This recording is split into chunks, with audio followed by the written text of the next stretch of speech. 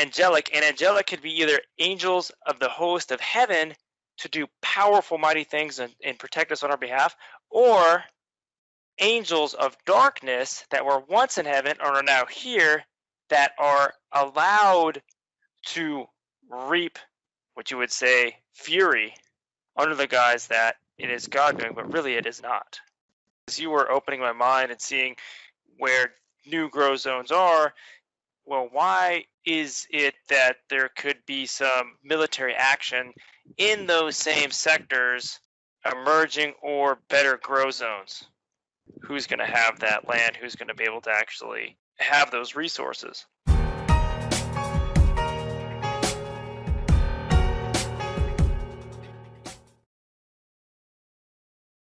What the word means in the vibration in the word, the frequency of the utterance of the tones, and also when you say a word, what it means to another person. Like, what is so terrifying about that to these elite? You know, there's got to be something in biblical reference for that. But yeah, what do you think about the utterances of words, and why is it so terrifying for the elite that they want to stop us from saying even the most basic words in communication? At its core, fear of people knowing the truth so they can be set free. You know, God spoke in the words, the world was formed. There is power in life in our tongue. So if I were to, let's say, want to control systems, though that can control the press, control the world, problem, reaction, solution, standard game that we see being played over and over again, I would want to make sure that I would restrict the ability to speak that truth. I'm able to continue control. It's like the frog in the hot water theory, where you're in there and you just keep turning up and keep turning up and keep turning up. And before you know it, you're just in a whole other playing field and you didn't even know it. Slap a bunch of laws, and then then on to the next level, and then the next thing. Again, whoever controls the press, controls the minds, controls the narrative. As more of people are hungry for the truth, and they are right now, there is not a greater time in the history of the world to share the liberating truth than right now. So the forces of darkness want to make sure that doesn't get out, because people are coming to the truth. People are being set free. They're being liberated. A major reason why Christ was crucified, the author and the speaker, never a man lived even like that, is because of the words he spoke. Up all the way to the crucifixion. Those powers that be at that time, what happened was it was actually, this is really, really interesting. Check this out. At that time, the religious side rallied because they didn't have the power to eliminate Jesus speaking the truth and the Son of God, the Son of Man, and his followers. So they linked up with the government side, yoked up with that agency to then enforce what they were doing. And it makes me wonder, why is a religious leader standing before Congress giving instruction on how governments should be operating? Church and state should never be connected. And why are we being so pushed into this church and state bond? What happened then? What was the end result? Church and state formed, crucifixion of Jesus. We see church and state forming again. This time the church and state coming together, instead of a crucifixion, it is going to be a depopulation. Governments understood the power of the people that are looked up to in the church. They say jump, many people will say how high. If you say, resist this, almost the entire congregation would. But what is it now where this nefarious interaction and interlooping of government and now churches? And it is. I can't be or speak to every single situation. There's so many different situations to go across the board, but I believe at the core, people are feeling the pressure. But the core at that is 2 Corinthians 3:17. This is the main core that I really wanted to jump to, is now the Lord is that Spirit, and where the Spirit of the Lord is, there is liberty. And as I was reading through the comment board here while we were on break, Skyfish talking about folks snapping out of it. And what they remember as being all conspiracy theories, suddenly they snapped out of it and go, wait, those are true. Perhaps somebody else was pulling the wool over the eyes. But that snapped out of it. Comment I've been hearing again and again, and people that you would never think in a million years that would even consider such talk as being real or truthful seem to be coming around these days. It's hard to explain it. Even in my own life, I heard people say things that I was like, I'm sorry, could you say that again? Because we've been at odds for, how many decades about these thoughts. And suddenly you're saying some things that I thought I would never, ever, ever hear you say. And this seems to be a very common occurrence now. So how does this play into biblical prophecy there, Spencer? Like trying to protect your own and the wrath of the archangels too. I mean, you look at, if you're reading some of the Bible and you see the vengeance and the ferocity that these angels unleash upon their enemies is just mythical destruction unleashed from the side of light. And when I say unleashed, they're not talking about a small whooping. They're talking about leveling to the ground different types of entities and enemies. So what do you think, Spencer? Can you draw us in on that for a moment? The power that is allowed to come unleashed, as you've spoken, is more than I believe we can even try to comprehend. If you're dealing with the most advanced military to date, that can't even be a touch of a nano when you get into the spiritual forces that we don't see of what is available and what's taking place. Now, when those events took place, as we dive in, was it God that was going through and would it be described as unleashing that fury? Or was it a consistent rejection of his protection and allowing them to receive that which they wanted? And once they were finally given over and they did no longer wanted God's as hedge of protection, then the opposite is they were left to actually the forces of darkness.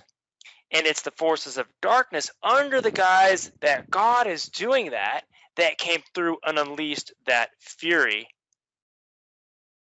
As we see the Bible interpreting itself, we could see that it's that which was God allowed is often described as that which he is doing. Quick example just to really consider. Two comparable verses, Genesis 6:6, and it repented the Lord that he had made man on the earth, and it grieved him at his heart. But yet we find in Numbers 23:19, God is not a man that he should not lie, neither the son of man that he should repent.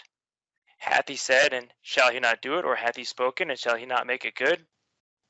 In Genesis, we just read that, and it repented the Lord. But in Numbers, it just said, wait a minute, God's not a man. He doesn't repent. So which one is it? And that is very important as we have an opportunity to dive more into that, to see how that functions when that angelic, and angelic could be either angels of the host of heaven to do powerful, mighty things and protect us on our behalf, or angels of darkness that were once in heaven or are now here that are allowed to reap what you would say fury under the guise that it is God doing, but really it is not. What kind of fury do you think you would expect from citizen to citizen going into food shortages, limited supplies, and the politics rifting through this nation? You could see just within this last year or so how let loose journalism, how that has come to where we are now. You as a professional journalist who covers advanced points of truth of what's going on within these solar minimum cycles, these different food supplies, what has happened in history, and you line out particular thoughts, open to ideas, They're not even having self-control anymore. It says, better a man that can control his own spirit than he could take an entire city. I believe that comes out of Proverbs. I could find you that verse specific, and you could see that it's going to get, you could either say entertaining, interesting, or quite powerful. But we can choose where we can stand, or we can stay in self-control and not get triggered or allured and pulled to those, and that's where the greatest stance is. Because, Jesus was standing there, and they had all these levels of security there, and they thought that he was locked in there, and they thought, man, we got you, you know what? And he just was simply going, I don't have to do anything. With one word, I can have legions of angels on my side right now. Order out of chaos, then that solution would then be called out to the people. What you'll find is that actually out of fear and out of things getting so much more challenging, it isn't that it's being forced. It's actually the people are calling for the quote-unquote solution. Here's something to really consider on that. 1 Thessalonians 5:3 says, for when they shall say peace and safety, then sudden destruction cometh upon them, and they shall not escape. But God has already given us our abilities to escape. We have to keep getting, the next thing. Oh, we're going to have UFO events. And then after that, oh, there's got to be something. Eventually, we got to keep covering up what's really going on, keeping our minds like over hyper-stimulated.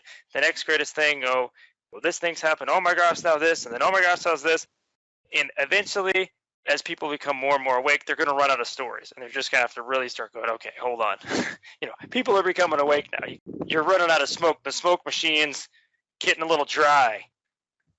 Well, I could throw a little bit in there for the smoke machine. They'll just drop a few hyperinflated American dollars in, and the next thing will be the economic crash, because you can already see the way it's coming in. Food prices are going to be doubling by the end of the year. If you have been watching the crop reports, wheat is going to come in at a 33-year low, which I find that number 33 in the news report kind of interesting. But it's going to be a 33-year low for wheat this year. And oats globally is the lowest planting ever recorded since records began of oat planting. And I'm thinking, they talked about oats being planted clear back to the 1600s. So you're telling me we're going back to the 1600s in terms of like low planting for oats on the acreage? And a lot of things that we're seeing across the board for soy and corn and beef and everything ag, and now the suspension of Smithfield Foods. They're going to be exporting most hogs over to China. We got the biblical floods in China. No kidding, biblical again. I mean, Beijing is at a standstill from being underwater, and then all of the grow zones that didn't recover last year are underwater even more than they were last year. There's an enormous amount of hungry mouths still to feed, yet there's less and less and less crops to feed these people across, and including myself, across the world here. I got 8 billion mouths to feed. And when you look at it, these four horsemen, one of was a famine. Communism is a plague of the mind. And if you're talking about a massive plague coming in, that's it. Communism is it, the plague. The economics would be next. What will doubling food prices in an economic collapse and a hyperinflationary event move into government control in addition to what we're seeing right now? The level of control that governments are trying to get to is just maddening, because something's going on in our minds that's going to topple this dark regime globally. This whole pendulum swing from lightness to darkness and back again through glaciation cycles and interglacials, the yugas. We're back at it again. And what could be the next big thing? Alien invasion? Sure could. A meteor strike coming out of the heavens and smashing into an ocean, causing a tidal wave. But that would be a one-time event. And after the damage was done, then it would be, you kind of clean up, right? So what would it be the catalyst to start on to a global war? That's a regional war that moved into a global thing with a nuclear exchange. What is the next big thing to terrify people, to get them in line, to be more overseen? What would be the next big thing? You're right. We're running out of things that could scare people. The economy itself evaporating or a reset in currencies, confiscation of gold and silver, or a reset in currency and hyperinflation. So, Spencer, what do you think the next one's going to be? Because we've run out of choices. There's got to be something massive in the future to spook humanity once again, to give up more rights. You know, in the trajectory we see within the housing markets, there's some pretty good amount of hyperinflation. The median house price just getting higher and higher. People getting pushed into a corner. It seems that when there is economic hardships, it just so happens that war kind of takes place. Well, obviously, we're having the war on food, at its core. One, to take over large farms, eliminating the small one, control the food, control the people. As you were opening my mind and seeing where new grow zones are, well, why is it that there could be some military action in those same sectors emerging or better grow zones? Who's going to have that land? Who's going to be able to actually have those resources?